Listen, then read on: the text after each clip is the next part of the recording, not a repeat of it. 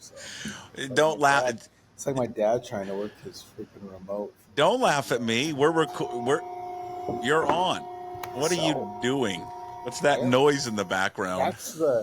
That's the stupid soft serve ice cream machine that doesn't work because those vultures from Roost Sports eat everything in sight. The vulture. Oh, you blame it on the Root Sports people? Dude, those guys are like voracious. They're like people that have been on a desert island or on like a deserted island for like 6 months. Every meal is like their last.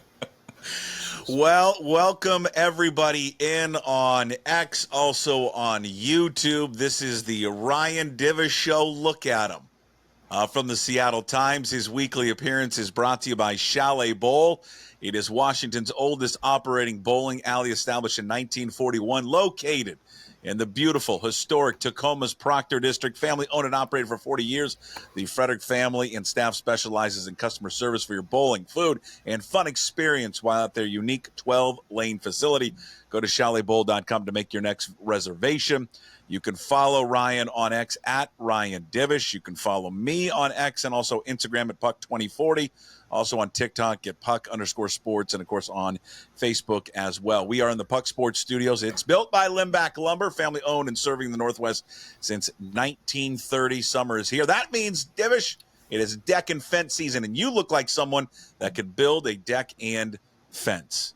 So contact the folks at Limback Lumber, 206-782-3487. Visit them online at limbacklumber.com. Puck Sports Studios, built by Limback Lumber. Wow. With that through, we got all that out of the way. Good Lord. Well, there's a lot there. We're a media empire. You're a part of the empire. Okay. Well, sum it up for me. Well, first of all, what was the mood in that clubhouse? First of all, I want to say, for those people, giving out my Twitter handle, if you don't want to follow me, you shouldn't. Please don't. If you don't follow me, just don't. It's not worth it. And if you do follow me, you can unfollow. I'm not much fun to follow. Oh, so you're already Divish. You're already upset. Is that what we're doing? No, I'm mostly kidding. I am going to take a little step back on it. No, it was, I don't know. It wasn't like the last scene of Old Yeller. I mean, it was not. It was team. They dropped 3 in a row. They lost 5 of 6. It was pretty morose, but at the same time, it's like half the team is from Tacoma right now, so those guys are excited to be going on a road trip that isn't El Paso or Oklahoma City. They're excited to get on Vossler and all these guys, right? Marlowe. They're excited to get on a plane with big seats and snacks and everything. Yeah, they're flying a charter. They're not flying Southwest. I guess the Rainiers are in Oklahoma City right now, so that's even worse. They're going to Chicago. It's a great city. They have an off day to spend in Chicago. Slightly better than Oklahoma City. Sure, it's all. I know what you're doing. It's all perspective. I get it. I get it. No, I mean, otherwise, they were not. It's not a good clubhouse. I mean, in terms of, it was pretty. I wouldn't say morose, but it's just. I kind of wrote today though, the loss on Monday. The loss on Monday was brutal, as Servais called it, and all the other things, and it was probably one of the worst games I've watched in a while. But the loss on Tuesday, it was almost expected, because the lineup they were rolling out, which I think I wrote was half Cactus League, half Pacific Coast League lineup, and then today it just seemed inevitable.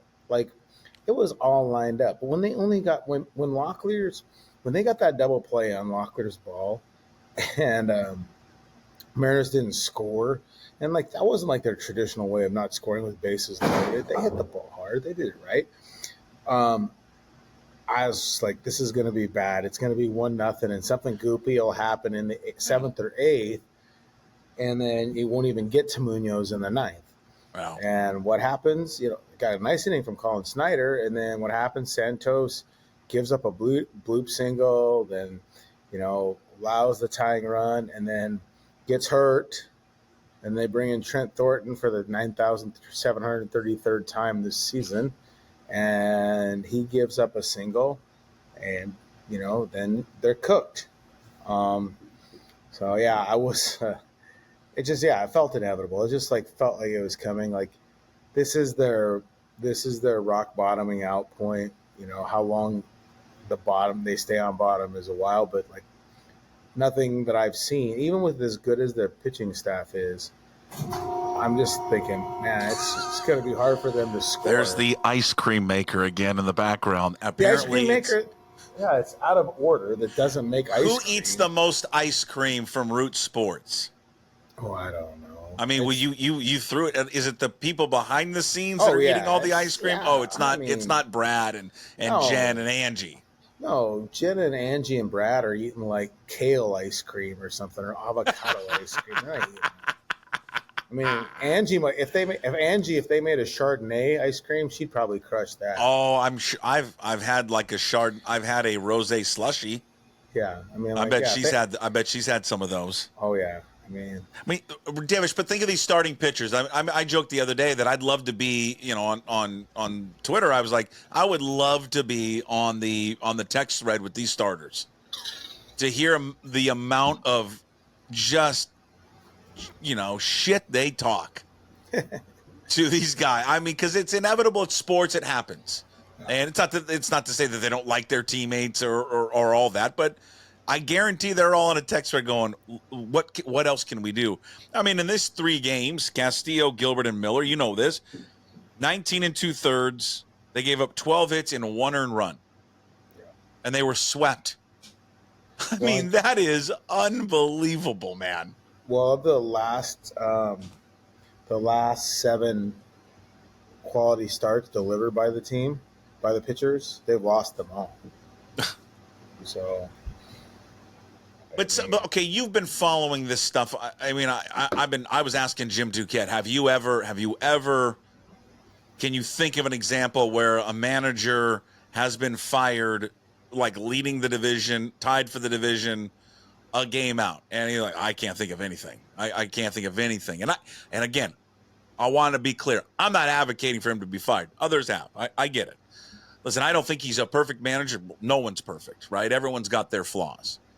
To me, this is a bigger issue that starts first with the ownership and has trickled down, to Dipoto and Hollander of the creation of the team. But, first and foremost, I would put the blame, at the ownership before I got to Scott Servais. Again, there's things that he does that isn't great. I don't know if he's lost the clubhouse. You can tell me that. But we've seen things like this when you're on a slide like this and guys are, you're managing for your job or you're trying to lead a team for your job, what have you, that sometimes an ownership group, has a knee-jerk reaction. I don't know if we call this knee-jerk, but, they're on a massive slide right now. And, they get rid of France to maybe send a message. I don't know what the message is that they could send, but do you think it's unheard of that they would make a move with Scott Servais? I don't know if it's unheard of. I mean, there have been reactionary stuff. I mean, I think we've seen in the NBA guys make the postseason and get fired. I'm trying to think if there was in baseball. Maybe it's like the clash of personalities. Usually it's the star player that forces the guys to get fired. I don't know. I mean, somebody asked me, would Jerry fire Scott?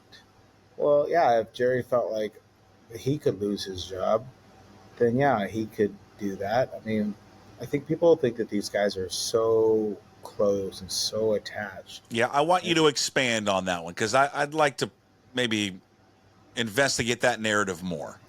Yeah, I just think when your friend is your boss for that long, there's going to be a divide out. There was, I think, the last time Scott got last 2 times Scott got contract extensions, he was a little miffed about the money. I mean, you look at this, he's been there since 2015 or whatever. One of the longest tenured managers in Major League Baseball. He's probably one of the lowest paid. But that's typical of the Mariners organization in general. Typical in terms of just paying everyone, or typical of paying a manager? Oh, everyone. Yeah, they don't pay. That's why they lose coaches. That again shouldn't surprise anyone to hear that. And that goes back to the Chuck Armstrong days of like the people that work their asses off every day here. And Chuck's like, well, you got to work in baseball, so you got to like it.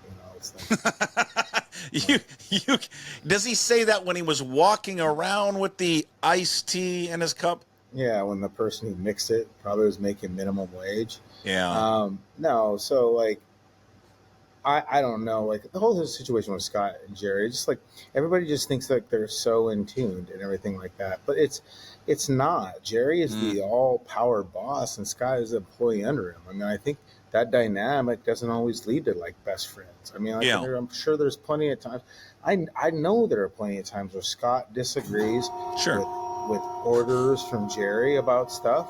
Yeah. I mean, you think Scott Servais wanted to play Jesse Winker in left field? You don't think that he didn't want somebody else, anybody else, Right. to get called up? Oh, well, let's take it further with Suarez. We've talked about that before. Yeah. I mean, He didn't want to get rid of Eugenio Suarez. No, I think he understood that more just because I think he was frustrated with how Suarez showed up last year out of shape and some other stuff. Yeah, but to your point, and I wanted you to expand on the narrative because I've heard this a lot, and it just you and I have talked on and off the air about this that they are attached at the hip. So if you fire one, you got to fire both, and we both don't agree with that.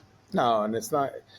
Only an idiot would go down and quit his job to like save his co-partner. I mean, like only idiot would have those morals and principles to quit a known paying You got to job. Stand on principles. Yeah, you would do the same thing. You're Tammy Wynette singing "Stand by Your Man" here. Yeah. No, like I told Bob Condota, like if he wanted to quit, we could go Thelma and Louise and go out together. But like, and that new NFL schedule will probably make him quit. But, and the Mike McDonald being an anal retentive paranoid schizo might be a problem too. But do you think I want to get back to the original point. You don't think that they're the odds of him losing his job that we find out tomorrow that they have made a managerial move on the scale to 1 to 10, 10 being the most surprised, you would be where? 8 or 9. Okay.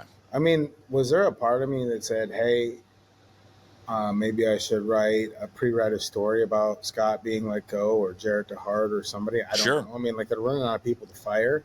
Right. So it's like, but I mean, like, I guess, like, do you blame Scott for all the hitting problems, but does the credit go for all the pitching success? Like, I don't know. Like, you can't say he has direct influence on one or the other. He oversees these coaches that handle it. And I don't think he's lost the clubhouse. I think he's lost some players to injury. I think that's a problem. And I think he's been given underperforming players that I think it mystifies them that they aren't performing. Are they playing smart baseball to you? I think they played smart. I think they've made some mistakes lately that are uncharacteristic of how his teams normally play. Mm-hmm. But I think that's all relative to the fact that they don't score any runs. So then they're trying to make plays because they know that like they got to make every single freaking play because they can't score. And Who do you think the best manager in baseball is right now? Pick a game. You pick one game to have as a manager. Oh, jeez, I don't know. Bruce Bochy. I don't know. I'm just bringing him up. Recency bias. What about? I like Bochy, but I don't. I mean, like his team collapsed pretty hard last year. Pick anyone. I like Alex Cora. Cora of the Red Sox. Yeah. Okay, so Alex Cora managing the Mariners right now. Does he make that big of a difference? No, not really. I mean, I've covered 8 managers. Like to me, the job of the manager is to make sure that guys go out there and do their work and are doing their work and preparing, and that they play hard, and that they play for each other. Like you can accuse the Mariners of a lot of things, but they play hard. They don't always play smart, and I think they're limited by talent or whatever. But I never thought that they were dogging anything like that. I think they prepare. I mean, like this team prepares as much as any team. They're always doing stuff. It's not like the days of Lopez and Betancourt and all those guys just laying around the clubhouse. These guys are doing something all the time. Part of the reason we never can talk to them pregame is because they're always doing stuff.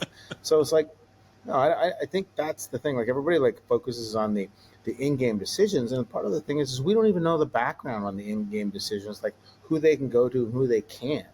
Like Yeah. the other day when they went to Stanek, it was because Snyder and was down.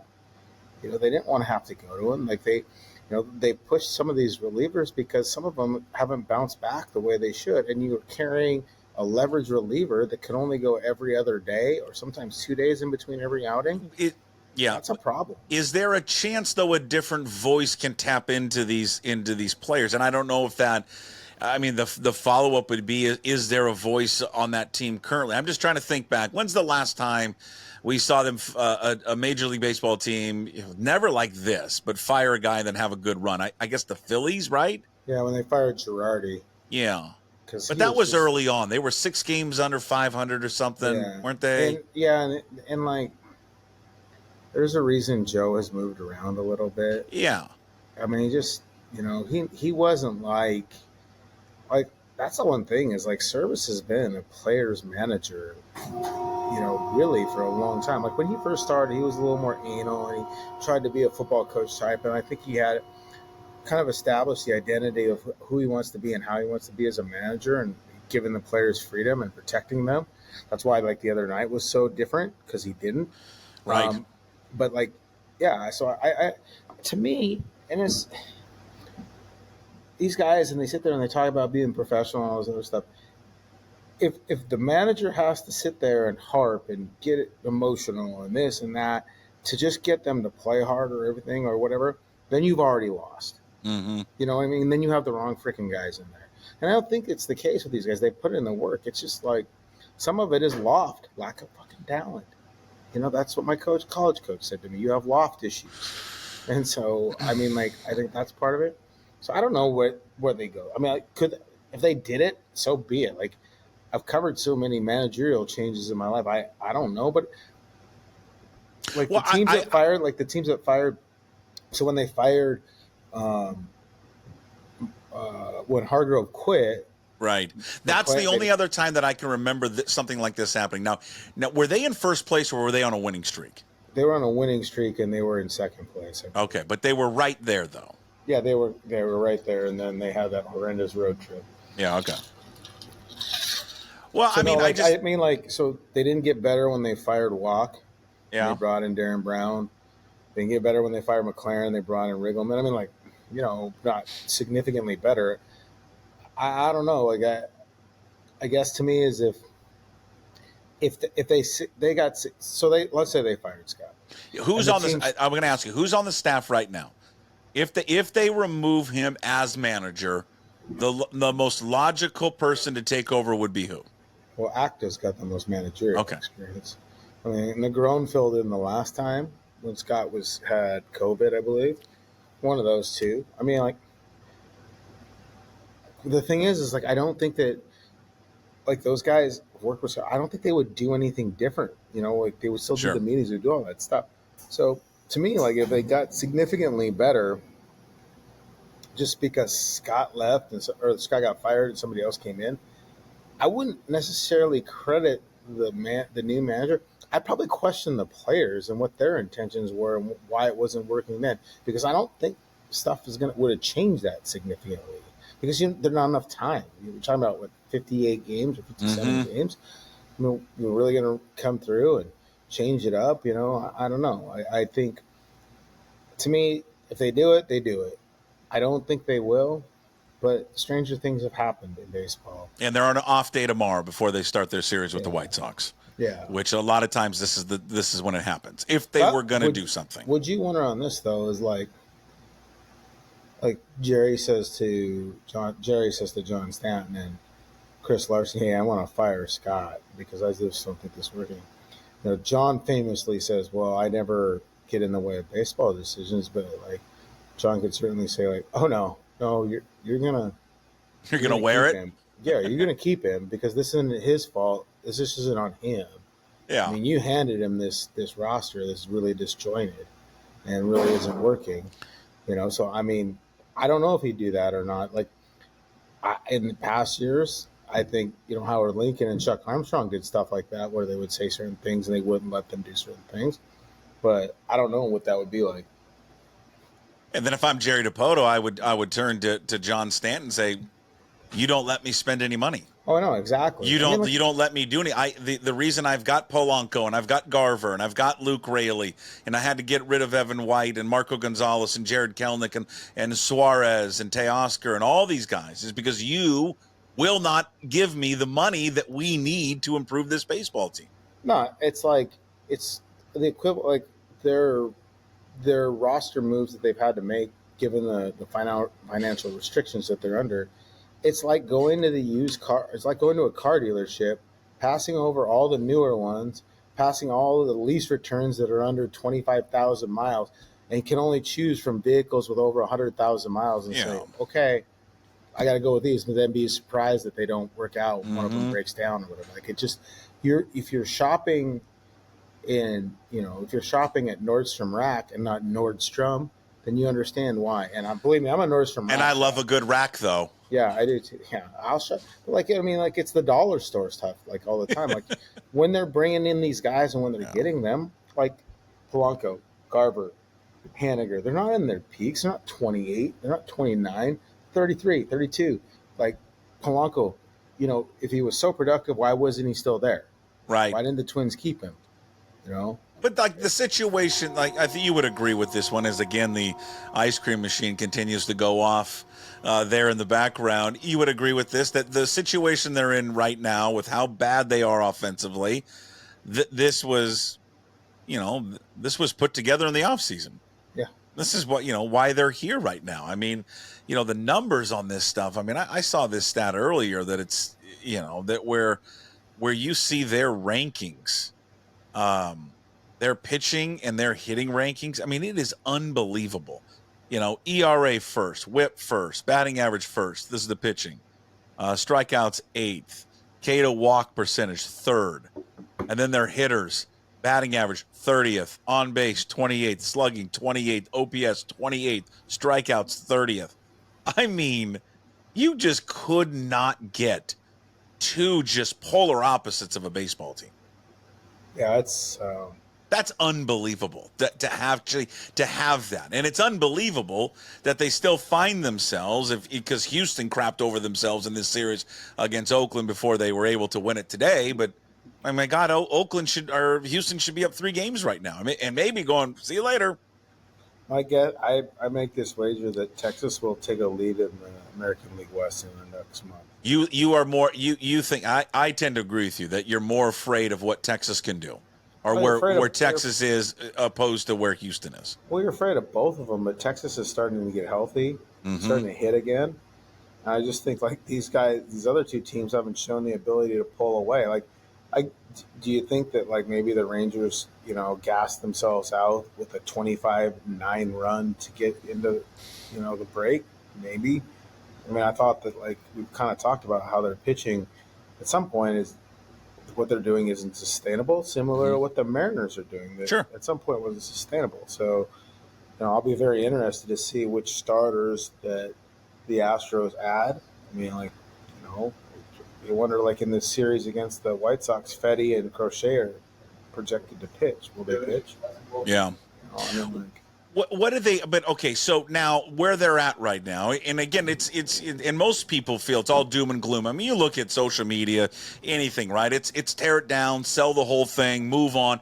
Like I even just brought it up yesterday. I was just I wanted to kind of gauge people, and it's not a topic that has not been brought up before. I think other people have brought this up of, would they consider trading someone like Castillo? I mean, he's got 3 more years. They're paying him over $75 million. I mean, they've always been able to develop pitchers and find pitchers, and they've got young, cheap, controllable pitchers and all that. Would they ever think about moving him? And I just threw it out there of like, if they just go into an absolute tailspin, and people are like, they're already in the tailspin. But I'm just saying, like, get swept here, something, they lose the first, they get swept again by Chicago, and I mean, a real tailspin. Would they consider moving him? And I'll be honest with you, I was blown away by the reaction from a lot of people. Yeah, well, they should be trading him. They should have been trading him a long time ago. He's terrible. I'm like, okay, he's not that bad. I mean, my God, he's had 1 bad month. Yeah. I mean, he hasn't been vintage Luis, but not vintage Castillo is still pretty damn good. But where do you think they're at now as we're less than a week away from this thing of what they want to do? Also, Castillo has a full no trade clause through 2025, so they couldn't trade him until after the 25 season. But he can waive it. Yeah, I mean he can waive it, and they'd have to pay him a couple. And what if you dealt him to Baltimore? I don't know. I'm just speaking out loud. There are some people that in baseball believe that Jerry Dipoto would be happier to be able to like trade off the pieces and continue to build, like that he likes the building process. He likes the building more than the winning. Yeah, I don't necessarily believe that. Yeah, what do you think? Is that fair, or you think that's fair? I don't know. Some people like the Lego set more than the actual toy that it creates. What about you? So. What did you like? Did you like building the Lego set or playing with it? I liked blowing it up with fireworks. That wasn't an option. I didn't give you that option. I like the process probably more. You like the process more. See, I that's weird because I like the result. Yeah, well, it's because you probably paid somebody to build it for you, and then you just played with the toy.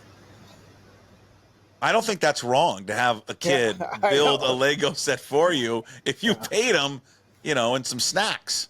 Yeah. I mean, like, hey, do this for me, and then you play with it. Yeah, no. I don't know. Like, I don't think so. I saw how much they celebrated making the postseason. Like, you grind through it. You want to win. You're around these guys. You think you want to win. But then, like, sometimes it's just, like, the realistic aspect of, like, how much has to go right for them to win. Right. Going into the season, like, we all kind of knew. Like, we thought the lineup would be better. We were wrong.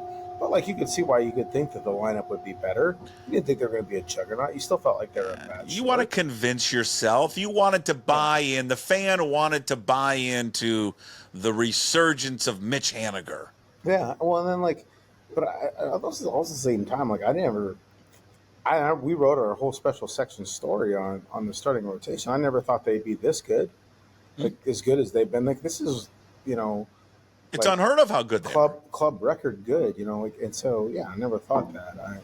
I think I don't know, like I don't know where they're at, but to me, if you just it's different now too with JP and Julio being out. Julio probably being out 2 weeks, JP being out at least a month. It's the math is different, but to sit there and assume that this group of pitchers is going to be able to replicate this season next year was absolutely ludicrous. Like, you can't expect that because what's part of the production has been that they make every start. Like how many?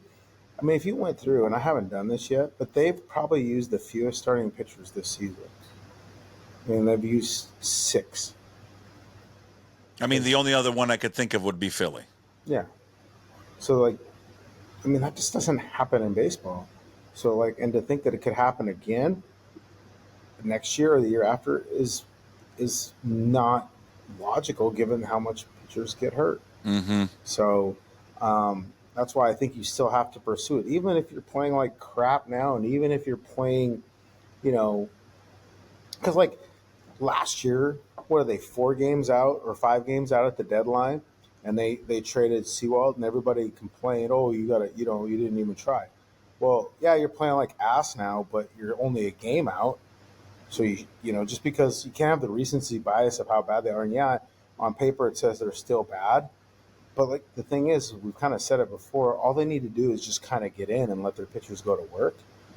To me, their need to add another – like, their shopping list has changed because of what's happened with the two hitters, with JP and Julio. But they could have added a bullpen. They could have found a bullpen arm a while ago. Maybe, but I wouldn't think it would be like a premium.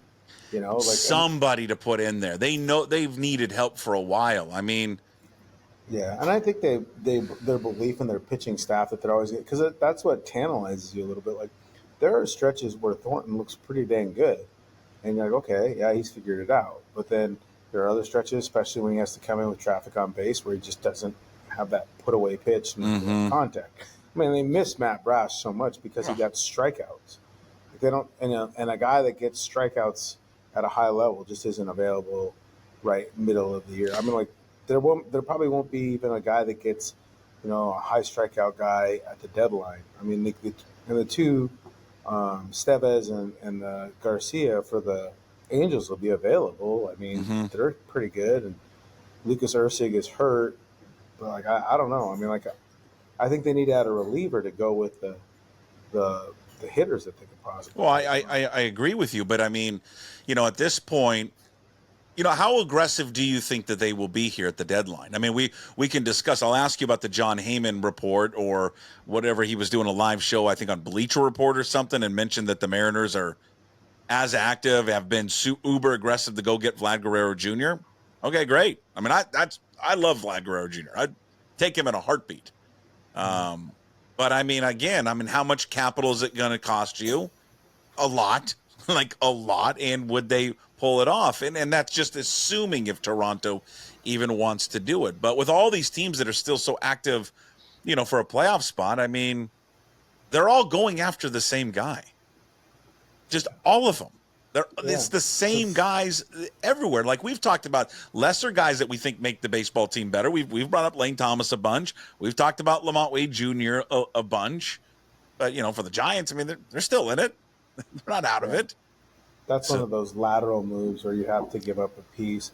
But again, like with the Giants, if you're getting Lamont Wade Jr., you're probably giving up, two guys that are big. If they're not big leaguers, like it's Emerson Hancock and somebody else. Yeah. So what do you think? You'll be in Boston when this happens? What you and I are hoping to do something, another live show like this during the deadline leading up to it. I mean, what do you think? Like your gut tells you right now what? My gut tells me that they'll probably just have more kind of complementary pieces, like someone more like a Victor Robles guy. Yeah, type of player.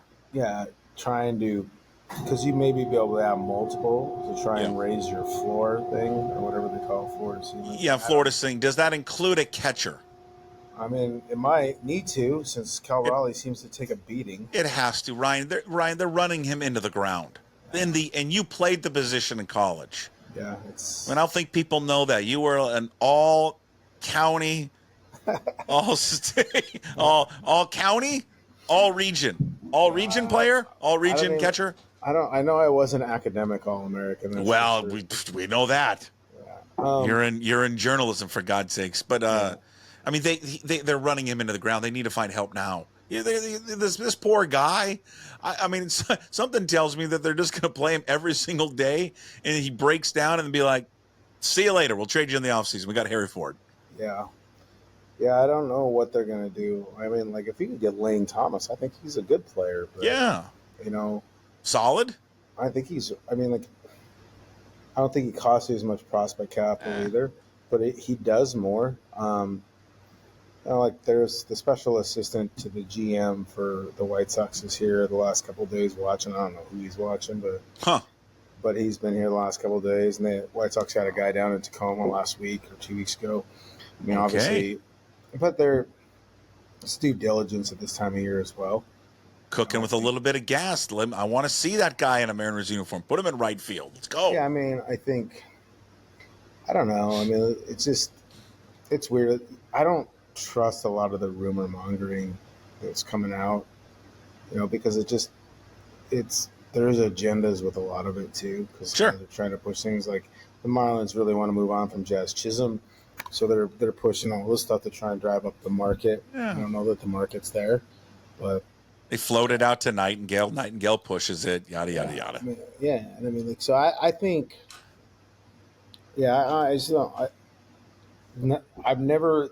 The Castillo one caught me off guard so much, but I kind of think like with Jerry, he rarely does what anybody expects. He never does the obvious, and part of the reason is sometimes their money situation doesn't allow them to do the obvious. Again, they still got to pay. Everybody's like, oh, they got to get rid of Garber. It's not. They owe him $12 million for next year. They owe Haniger $16. God, that's just not like. This is a team like that doesn't. Like their financial problems aren't fixed, So I'm. Do I think that they get bump up the payroll or whatever because some of these guys might be available. Yeah, but I just don't know that I see it. Mm-hmm. And I mean, in a way, you do want your GM to still be managing for the moment and the future, and sort of like, like with Dipoto and Honor, making decisions that aren't just about this year. Yes, you want to win, but you don't want to do something reactionary that kills you either. I mean, or do something to save your job. You Right. know what I mean? Because I think a lot of people believe like if they don't make the postseason this year, that they move on from Jerry and Scott. Because they're in the final. For just inform people on their contract situations, and we've talked about this before, but just they're everything I've been told. They're technically in the final year of their deal. They have an option for next year, each of them. It's basically the same thing, kind of a rollover option type of deal. But yeah, I mean you don't want them, because I think in a way Bill Bavasi was in a walk year. He had the rollover kind of deal, and Harris do that. But he goes out and gives up 5 guys for Bedard because he thinks that's the last piece. So, well, you don't want to do it. You don't want to do anything like that. All right, we got a few more minutes with Ryan Divish. This is the Ryan Divish Show. It's the live podcast version, which of course you can watch on YouTube. You're listening Apple, Spotify, wherever you find your podcast, which will be up at all of those platforms, of course, at pucksports.com. All right, you touched on JP's injury situation. What are we talking about? We're 6 weeks. 4 to 6. Okay. I mean, crusher. Yeah, it's pinky, so you just don't know how it's going to react. And all it does is it takes a little bang it a couple of times, whatever. That's a problem. So. And then Julio, high ankle sprain, it just never sounds good. I know he sounded optimistic and was okay with it, but I mean, but do they feel that it's pretty confident he'll be on that 10-day IL and that's it? Yeah, they're hoping at least, maybe not right at the 10-day mark, but a few days after that, he may need to go out and get some rehab games in. Okay. They're going to re-X-ray it here or re-MRI it here. Like a week after he did it, and then keep doing it from there. Same with JP's finger. They're just going to keep making running tests to make sure, see how it's progressing, and we'll go from there. And Gregory Santos, we saw that. Things are just snowballing on this baseball team. I mean, the losing, the offense, and then all the injuries. Santos, who has been electric since he's come back, he leaves the game. Santos, what's the latest? A knee injury? What's the severity of it? They didn't say. They didn't know. I think Servais was just at wit's end. He hadn't really got the full work. He hadn't really got the full medical update on that yet. I think you're hoping that maybe it scared him more than anything. He tweaked it, but it's nothing serious. But okay, I'm sure they're going to fly in a reliever or two on the taxi squad to have him join them in Chicago just in case. All right. We'll cut you loose. You've got a plane to catch back to the motherland. We will talk to you Friday. Another edition of the Ryan Divish Show, brought to you by Chalet Bowl. That will be up on Friday. And then next week we'll talk to you in Boston at the trade deadline, which is less than a week away. Ryan Divish, brought to you by Chalet Bowl, Washington's oldest operating bowling alley, established in 1941, located in Tacoma's Proctor District. Family and owned and operated for the past 40 years by the Frederick family. Their staff specializes in customer service for your bowling, food, and fun experience while at their unique 12-lane facility. Visit chaletbowl.com to make your next reservation. Follow him on X, by the way. He likes to interact with everyone at Ryan Divish. You can follow me at Puck2040, both on X and Instagram. And then, of course, TikTok. We'll have these fancy little videos that we like to cut up.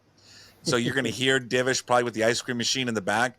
We put those up on Instagram, Facebook, and also TikTok. You can follow there at Puck_sports.